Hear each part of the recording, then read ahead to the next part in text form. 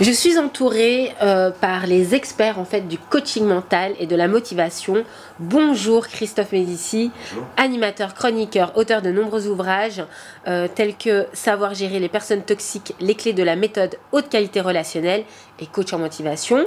Et Dr Olivier Madelrieux, fondateur de la méthode One, hypnotiseur de sportifs professionnels, auteur du livre Exposez vos résultats grâce à l'hypnose. Nous sommes toujours sur la chaîne YouTube du Dr Olivier Madelrieux et nous allons aborder en fait l'impact et l'importance de la neurochimie. Christophe Médici, dernièrement, vous nous avez confié que vous étiez passionné par la neurochimie.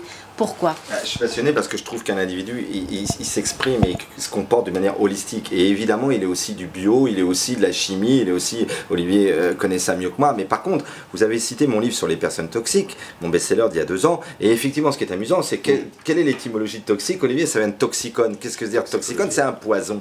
Ouais. Et un poison, une personne toxique, c'est effectivement une personne qui vous empoisonne l'existence. Et Olivier va expliquer dans quelques minutes quels sont les poisons du cerveau justement par rapport à la neurochimie. Ce qui est sûr, et je finirai là-dessus, c'est que toxicone, qu'est-ce que c'était à la base? C'était le poison que les archers romains mettaient au bout de leurs flèches pour tuer l'ennemi. C'était ça, toxicone. Après, sur la toxicité, certaines toxicités chimiques, alors Olivier, je te laisse la parole là-dessus. Quelles sont la chimie les plus toxiques dans le cerveau? Et on pourrait parler aussi de toxicité quand tu parles de l'homme connecticus, la toxicité des médias, la toxicité de ce que l'on prend par les yeux, les oreilles, ou les ondes que l'on prend cérébrales. Déjà, la toxicité, elle est là.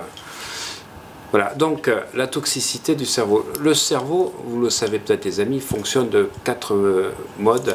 Voilà, la communication entre les différents organes, les différents systèmes, on va dire, ganglionnaires ou endocriniens. D'abord, il y a ce qu'on appelle le courant électrique, ça passe par les cellules gliales, ça s'appelle les potentiels d'action qui sont transmis directement. Après, on passe par des neurotransmetteurs, c'est le deuxième moyen de communiquer. Aujourd'hui, on sait qu'il y a, et les appareils de biofeedback quantique le montrent, donc des communications que les Chinois avaient déjà découvert il y a 4000 ans à travers les méridiens. Ce sont des communications faites par des photons. On en est arrivé à ce niveau-là et on sait par exemple que l'EFT, quand on va libérer des émotions, Emotional Freedom Technique, en fait agit sur des récepteurs à glutamate. Le glutamate, c'est à peu près 30% des récepteurs du cerveau et ça va libérer ce qui a créé, on va dire, des petits stress. Et puis on a une autre communication qui est un peu plus compliquée à expliquer, qui passe par résonance quantique entre les différents organes, etc. C'est comme ça que ça a communiqué. Dès qu'il y a quelque chose qui va faire un artefact, ça va, on va dire, bloquer totalement la communication entre le cerveau reptilien, le cerveau limbique. Et on sait aujourd'hui que les maladies psychosomatiques, en fait, ce sont des interférences. Ce sont des interférences qui entre cerveau limbique, cerveau reptilien. Alors, prends un exemple très simple. Quand on se met en colère, on génère du cortisol. 1 heure de cortisol libéré dans le corps, c'est 1 minute de colère. Simplement 1 minute. 1 minute. Tu te fâches avec ton collègue de travail pendant 5 minutes. Toi au téléphone, tu libères du cortisol pendant 5 heures. Autrement dit, tu fais ça à 17 h, à 22 h. Tu as encore le cortisol dans la tête. Donc, c'est-à-dire que ta femme, tes enfants vont se prendre du cortisol plein la gueule. Alors, tous nos amis là qui nous écoutent, qui ont eu des parents colériques, que les pères gueulards ou des mères acariates comprennent quel cortisol ils avaient dans la tête. Hein. Ouais, c'est ça. Et donc, bienvenue au club. Mais ça, on peut en faire quelque chose. Ça fait des relations toxiques. Et ça fait des relations le cortisol en toi va augmenter la tension, va faire des palpitations cardiaques, va créer des spasmes au niveau musculaire, au niveau de l'estomac. Et en plus, le cortisol te fait gonfler, te fait grossir. Et c'est là le problème aussi, Iselène, c'est que quand tu es entouré de personnes toxiques qui t'empoisonnent l'existence, à un moment donné, c'est bien ce que vient de dire Olivier, ça peut générer des maladies. Soit des maladies pas très importantes, ou alors voire des maladies très graves. Des cancers et tout ça. C'est-à-dire qu'à un moment donné, ça se retourne dans un processus autodestructif, tu pourrais développer ça, Olivier, et qui fait que la personne se fait du mal, quoi. Elle se fait totalement du mal, puisque, comme je l'explique dans certains séminaires, je reprends toujours cette idée si tu veux, de l'émotion qui est une énergie en mouvement, puisque c'est e-motion.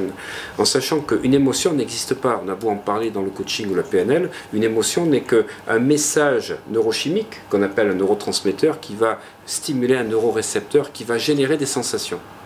Voilà, donc il y a adrénaline, il y a cortisol, il y a noradrénaline, il y a histidine, il y a l'aspartate, il y a le GABA, on peut en énumérer, il y a une soixantaine. Il y en a 14 principaux qui font à peu près 99%. Mais ce qui est important, c'est que dans cette communication qui se fait donc de neurotransmetteur à neurorécepteur, si le neurotransmetteur reste trop longtemps, eh bien, on va créer donc un sentiment. Puis au bout de quelques ce qui est très intéressant, c'est qu'on peut faire un pont avec ta connaissance de pharmacien et de spécialiste de tout ça aussi, et des comportements très simples et ça, il n'y a pas besoin d'aller chez le médecin, pas besoin d'aller chez le pharmacien, pas besoin de dépenser des millions dans des médicaments qui sont parfois tout aussi nocifs ou toxiques, parce qu'ils en font des gens des addicts et qui sont finalement aussi mauvais, par des exercices qu'on peut donner lors de nos séminaires et qu'on va proposer plus tard, à des gens de changer d'hormones et d'aller vers plutôt l'ocytocine, des hormones qui elles font du bien. C'est ce que je voulais faire, et c'est une des conférences que j'ai faites chez TEDx, enfin à TEDx au mois d'avril à Angoulême, où j'ai parlé effectivement comment être bien tout le temps, comment être heureux. Mais voilà. Et être heureux, je sais que c'est quelque chose dont tu as parlé, comment on peut être heureux sans Rolex dans un de tes livres. Eh bien, c'est pas l'extérieur qui va te rendre heureux, c'est 3 neurotransmetteurs de base: dopamine, sérotonine, ocytocine. Dis-nous les 12 sources d'ocytocine. Alors, il y en a les paroles valorisantes, voilà, exactement. Les câlins, les free hugs. Voilà, c'est bon pour l'ocytocine, ça. Tout à fait. Alors, la dopamine, c'est effectivement la motivation, c'est d'avoir un but dans la vie. Mais la dopamine, c'est aussi quand tu écoutes de la musique. Ça fait du bien. Ça fait du bien. Ça stimule la dopamine. La dopamine, chaque fois que tu atteins un but, tu en libères aussi. Mais les comportements addictifs vont stimuler la dopamine, la sérotonine. La sérotonine, tu vas voir, la sérotonine, donc, ça se fait avec la méditation. La méditation, c'est bon pour la chantant. Voilà. Et ensuite, il y a l'ocytocine. L'ocytocine, c'est les caresses, les câlins. Et les gens, aujourd'hui, 40% des gens vivent en célibat. Voilà, ils se retrouvent des fois comme week-end, ils manquent d'ocytocine. Alors l'ocytocine, ça peut être aussi des paroles valorisantes. Alors, paroles valorisantes, j'y arrive, mais ça peut être payez-vous un massage. Allez vous faire masser, allez à la piscine. On dit aussi des bains d'eau chaude, de bonne eau, c'est bon pour l'ocytocine. Sauna, hammam, vont permettre de libérer ça. On dit même aussi, tu vas valider ou pas, une discussion de qualité avec un ami. Les paroles valorisantes. Voilà, c'est très bon. Entre vous, quoi. Comme entre nous, et puis j'espère que ceux qui nous écoutent prennent du plaisir aussi. Il y a l'ocytocine qui passe à travers le web. En sachant que 80% des paroles entendues dans les pays d'Europe et en France sont négatives. Mais c'est ça le problème. Alors qu'au Québec ou aux États-Unis, c'est le contraire. Tu connais le ratio de Losada, on peut le dire à nos amis téléspectateurs. Martial Rosada, c'est un psychothérapeute latinos. Je crois qu'il est chilien ou quelque chose comme ça. Ouais. Il disait que quand on envoie un message négatif, Rislaine, il faut au minimum qu'il y ait 5 messages, minimum, 5 messages positifs pour renverser vers l'ocytocine. Parce que sinon, et ce que dit Olivier est vrai, le problème, et ça, il y avait des livres très intéressants, notamment de neuroscientifiques, je pense le pouvoir du cerveau, je ne sais plus comment il s'appelle, Hans, je ne sais plus comment s'appelle cet auteur américain, qui dit que notre cerveau, il agit comme du velcro sur les pensées et les paroles négatives qu'on reçoit, et comme du téflon sur les positives. Il faut inverser ça, on vous aidera dans nos stages à le faire. Exactement. Le cerveau, il a plus une propension à garder le négatif. D'ailleurs, chers amis, vous avez une contrariété dans la journée, ne dites pas le contraire, vous allez la ressasser 40 000 fois dans vos têtes. Alors que les événements positifs, c'est comme du téflon, ça va glisser, c'est le contraire qu'il faut faire. C'est vraiment le contraire qu'il faut faire. Et tu as 2 stratégies en fait. C'est que si le matin, tu chantes, alors tu chantes sérotonine, sous ta douche, ocytocine. Je chante. En écoutant la musique. C'est drôle parce qu'en stage, je dis tout le temps aux gens. Et en regardant une œuvre d'art, tu stimules la dopamine. Donc déjà, le matin, tu vas pouvoir créer ça. Mais la deuxième chose, c'était ma conférence TEDx, c'est que tu as 3 actions. Vous avez 3 actions, les amis, à faire.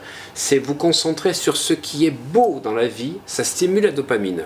Se concentrer sur ce qui est bon, ça stimule la sérotonine.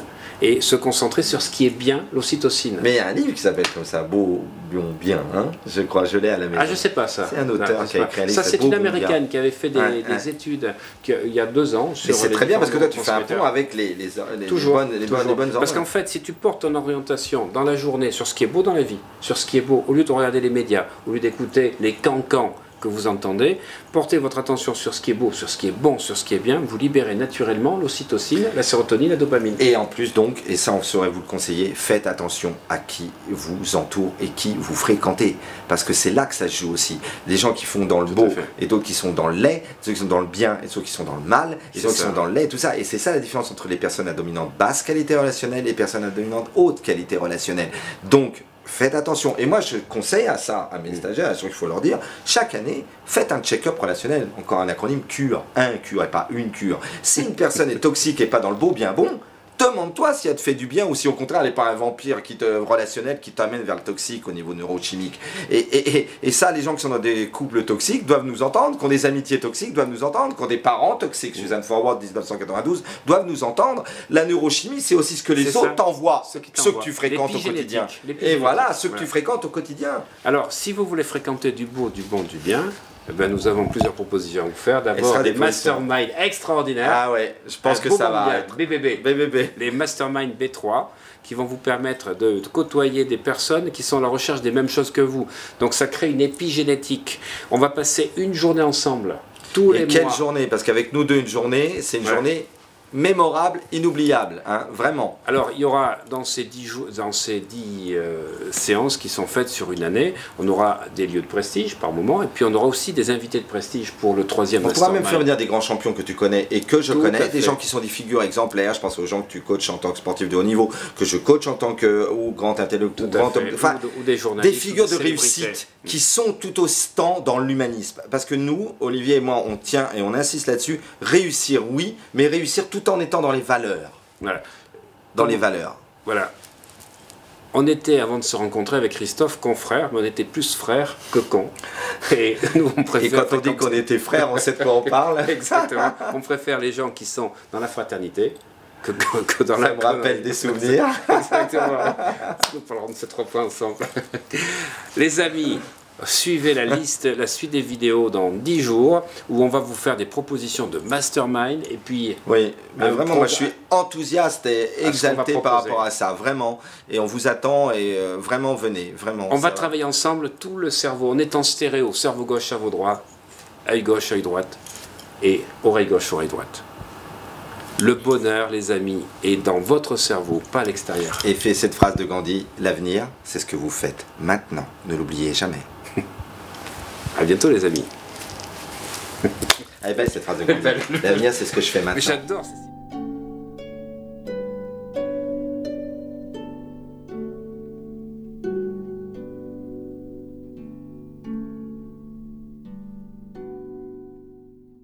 Merci d'avoir regardé cette vidéo jusqu'au bout. Vous savez que nos statistiques sont excellentes. Nous faisons partie des 3 premières chaînes de développement personnel dans la francophonie.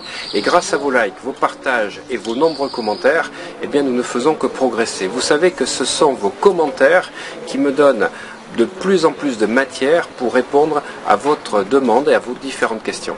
Alors, si cette vidéo vous a plu, surtout, là, vous appuyez sur abonner. Et comme ça, vous recevez de temps en temps les vidéos. Mais si vous voulez recevoir tout le temps, être prévenu, parce que je n'en fais maintenant plus qu'une tous les 2 ou 3 jours, eh bien vous cliquez sur la cloche. Parce que la cloche, c'est celle qui va vous envoyer des mails qui vous préviennent qu'une nouvelle vidéo a été mise en place. Surtout, ne ratez pas celles qui arriveront prochainement. À très bientôt.